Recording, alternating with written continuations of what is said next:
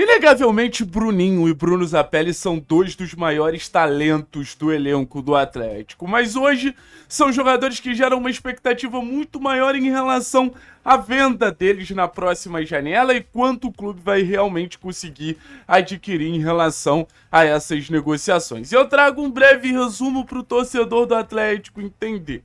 Hoje, contando com uma certa desvalorização dos últimos meses do Bruno Zapelli com a camisa do Atlético, existe uma estimativa de 40 milhões de reais lucrados com o meio argentino. Já levando em consideração toda a negociação que já acontece do Bruninho com a possibilidade de negociação com o Shakhtar Donetsk da Ucrânia, 60 milhões de reais deve ser um valor que o Atlético facilmente vai conseguir. Eu tô fazendo um recorte simples, eu tô fazendo um recorte para baixo. E aí a gente pensa nos planos que o Atlético vai ter na temporada. 60 milhões é mais ou menos o valor que a gente tem ali da dívida da Arena da Baixada para acertar ano após ano. Talvez um pouquinho mais, talvez um pouquinho a menos, vários fatores condicionam esse valor final pago pelo Atlético temporada atrás de temporada, mas algo nessa estimativa. E o Atlético ainda teria 40 milhões desse valor e mais uma receita que obviamente o clube já tem reservada para investir em reforços, e a gente sabe que a zaga é um dos principais focos do Atlético para a próxima janela de transferência. Então vou pedir o seu like para a gente mergulhar nessa ideia.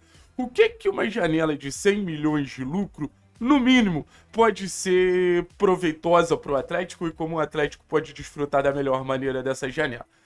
Primeiro, eu acho que a gente tem que entender algo que é muito importante. O Atlético depende da venda de jogadores. Quando a gente fala que o Atlético depende da venda de jogadores, não é porque o Atlético tem um histórico de priorizar a negociação de jogadores em relação ao lado esportivo, não. Porque o Atlético é um clube que tem muitas dificuldades de gerar novas receitas. Receita de patrocínio, receita de name right, receita que você quiser, você vai perceber que o Atlético tem dificuldade. E você, na teoria, tem dois pontos que o Atlético lucrou muito nos últimos 10 anos, na última década, que acabam sendo fundamentais, que é venda de jogadores e premiação de competição, principalmente as Copas e Copas internacionais que o Atlético não está disputando. Levando em consideração que na temporada passada a gente já não disputou nenhuma Copa Internacional, levando em consideração que nessa temporada a gente não disputa uma Copa Internacional e que o máximo que a gente vai conseguir é chegar ali numas quartas de final de Copa do Brasil, não é uma receita que a gente pode contar. Então, no final das contas, quando a gente olha essa questão, sobra muito a venda de jogadores.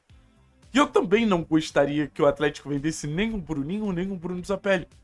Mas é algo tão necessário, que a gente começa a ver o lado positivo de um clube com dificuldade de receita, tendo uma adição muito alta de receita, ao ponto de poder equilibrar o clube.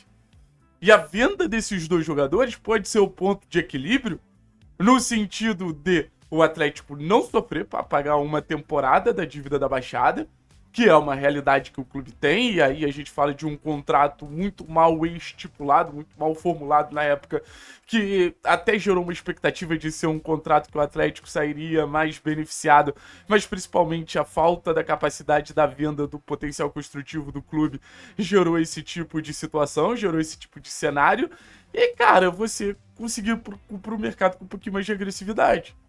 E você ir pro mercado podendo pensar em trazer jogadores que potencializem mais sua equipe. Porque se você for parar pra pensar hoje, Zapelli e Bruninho não geram tanto impacto no momento que o Atlético vive.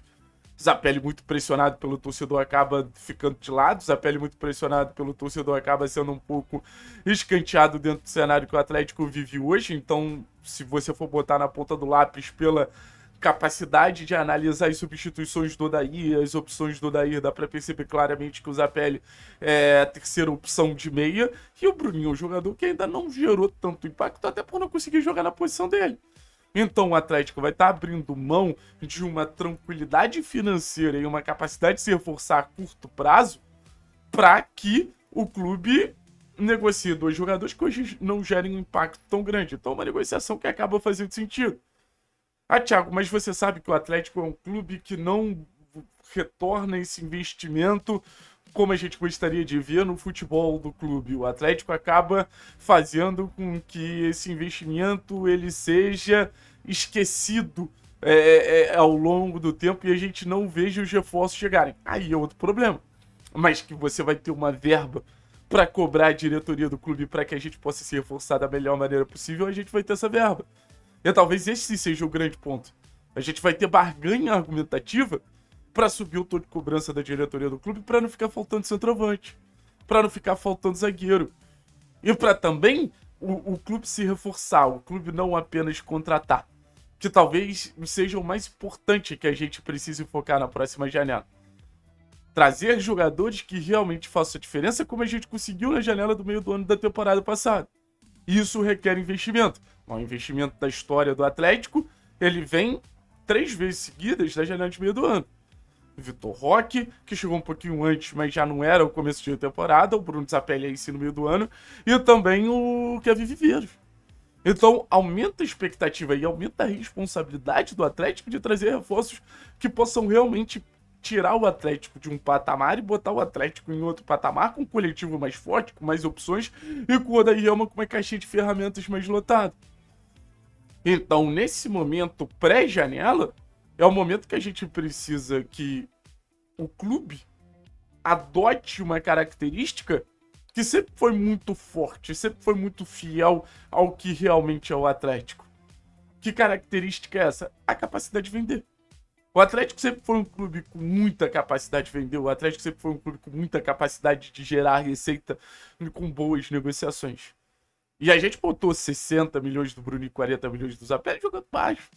Esse valor pode até ser maior. E quanto mais dinheiro entrar num clube num momento sensível financeiro que o clube tem, cara, mais o Atlético sai ganhando. Então, pagando a dívida da Baixada e a gente trazendo mais 2, 3 reforços, eu acho que vai ser menos doloroso a perda de 2 talentos.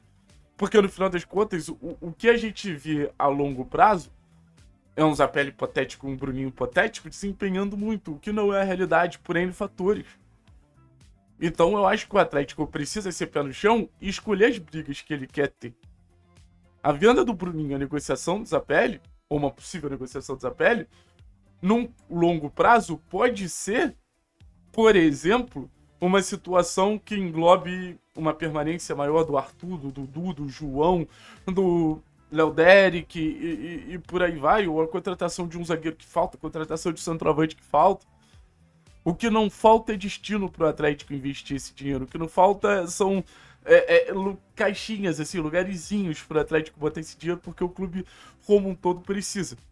E aí, cara, alguém vai precisar ser sacrificado nesse sentido.